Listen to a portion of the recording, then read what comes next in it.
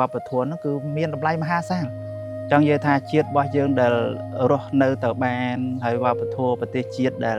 ពន្ធរាយទៅបានគឺអាស្រ័យនឹងវប្បធម៌ហ្នឹងហើយប្រពៃណីហ្នឹងហើយទំនៀមទម្លាប់ហ្នឹងហើយ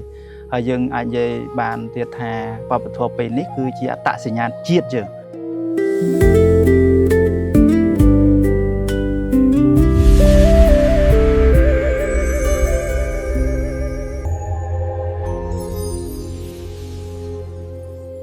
បើយើងសួរថាហេតុអ្វីក៏វប្បធម៌យើងទាំងអស់គ្នាត្រូវថែរក្សាចម្លើយដោយខ្លីតាមពិតវប្បធម៌ពេលនេះគឺវាមានតម្លៃជាចម្លើយណាហេតុអីណាប៉ុន្តែយើងសួរថាហេតុអីក៏វប្បធម៌យើងវាមានតម្លៃយើង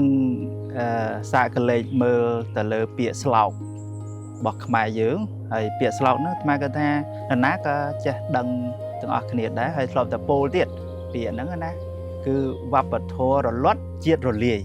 វប្បធម៌ពន្ធរាយជាតិកឹងថ្កានអញ្ចឹងតាមរយៈពាក្យស្លោកនេះគឺយើងឃើញថាវប្បធម៌នោះគឺមានតម្លៃមហាសាលចង់និយាយថាជាតិរបស់យើងដែលរស់នៅទៅបានហើយវប្បធម៌ប្រទេសជាតិដែលពន្ធរាយទៅបានគឺអាស្រ័យនឹងវប្បធម៌ហ្នឹងហើយប្រពៃណីហ្នឹងហើយទំនៀមទម្លាប់ហ្នឹងហើយយើងអាចនិយាយបានទៀតថាវប្បធម៌ពេលនេះគឺជាអត្តសញ្ញាណជាតិយើងសញ្ញាណជាតិហ្នឹងគឺសំខាន់ណាស់ព្រោះជាតិសាសន៍ទាំងអស់លើភពផែនដីហ្នឹងគឺធម្មតាគេមានតសញ្ញាណរៀងខ្លួនប្រពៃណីរៀងខ្លួនវប្បធម៌រៀងខ្លួនយ៉ាងណាមិញម៉ែយើងក៏ត្រូវតែមានអ្វីដែលជាអត្តសញ្ញាណជាតិគឺប្រពៃណីវប្បធម៌របស់យើងហើយដូច្នេះគឺថាយើងទាំងអស់គ្នាមានភារកិច្ចត្រូវថែរក្សាត្រូវអភិរក្សត្រូវជ្រោមជ្រែងទាំងអស់គ្នា